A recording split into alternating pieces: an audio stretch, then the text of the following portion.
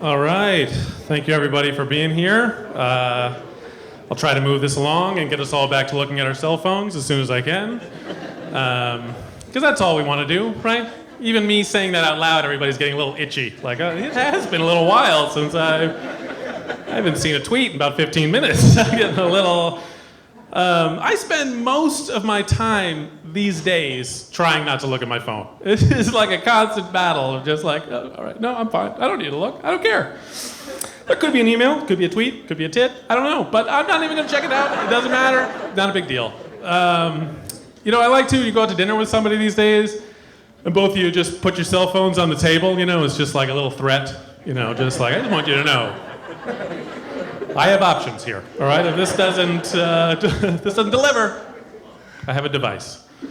Because what are you really going to even talk about? You're going to talk to each other. You're just going to talk about your friend that's not there that time. Talk about poor Ed. Leave poor Ed alone. He's not even there. Just you can talk about Trump. You don't want to talk about Trump, right?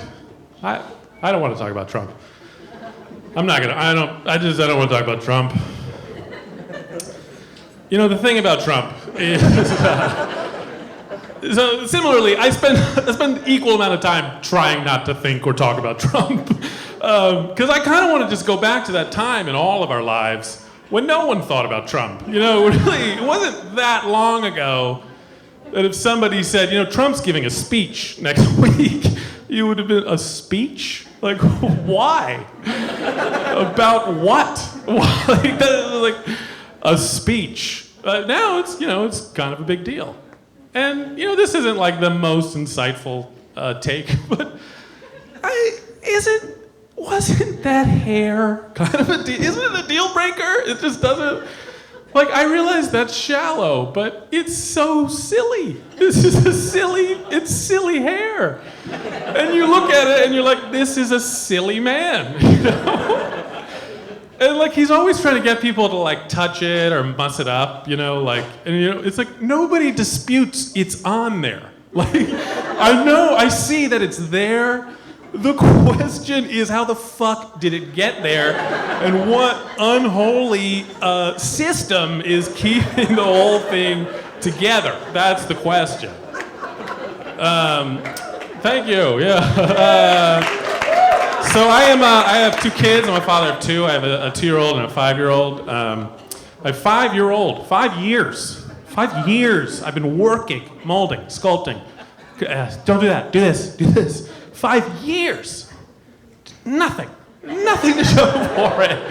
If I left that child alone, she'd be dead in an hour, if I took 5 years dedicated to anything, right? I feel like I could learn Chinese in 5 years, I could build a satellite dish.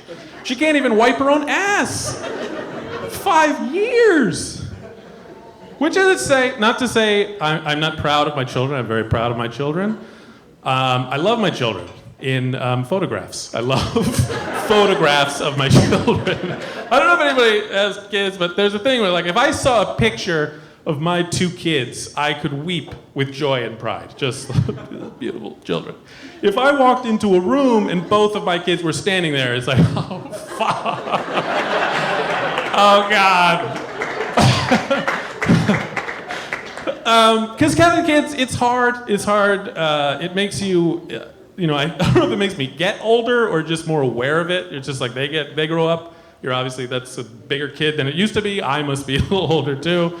And I was really thinking of this lately. I went to the doctor recently. You used to go kind of get a physical when you were younger, and he tells you you're all right, and you walk out with a lollipop, and everything's great, and it's a fun experience, And I went to the doctor recently, and I did not get a lollipop. I got a lot of concern. It was just deep concern about a lot of questions about my lifestyle.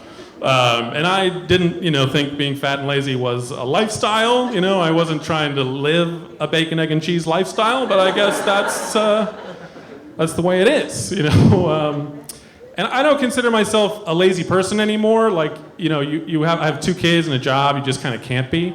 But my laziness is so deep and true that all day there's just a voice in my head that's just why are we doing any of this? Why? We're doing more things? So this is the last thing I'll say, just because I don't have a segue for this one. I like movies. I don't think that's controversial. I'm sure nobody's like, what? That's bullshit. Hollywood, they like to make a lot of sequels, and one of my problems with sequels is they'll take a perfectly legit movie and just raise the stakes, and then it's all wrong. So I was watching Karate Kid Part 2 recently. Obviously, I'm very hip on the cultural trends, and we're all into Karate Kid. But if you recall Karate Kid Part 1, Daniel LaRusso moves to this town, and he's getting bullied by these teenage Nazis. And he meets a kindly old Japanese man who teaches him karate. He beats up the bully, and everyone wins. And those stakes make sense. If he loses, all right, he made the finals. It was a heck of a run. Karate Kid Part 2, Daniel travels to Japan to experience a little culture, see where Mr. Miyagi is from. He meets a girl. He gets entangled in a little bit of personal drama involving Mr. Miyagi. And he ends up in a fight to the death. Just kill or be killed. And if we're existing in the universe of the Karate Kid movies, it seemed to me Mr. Miyagi was taking a pretty big risk there. Is he really gonna go back and deliver a dead body to Mrs. LaRusso, who's just like, what happened? Well, look, he lost the fight, but it was it was a gritty effort. And, well, did you do anything? Well, look, we were very supportive. We made a little motion like this with some drums, and, we did everything we could. All right, thanks very much, everybody.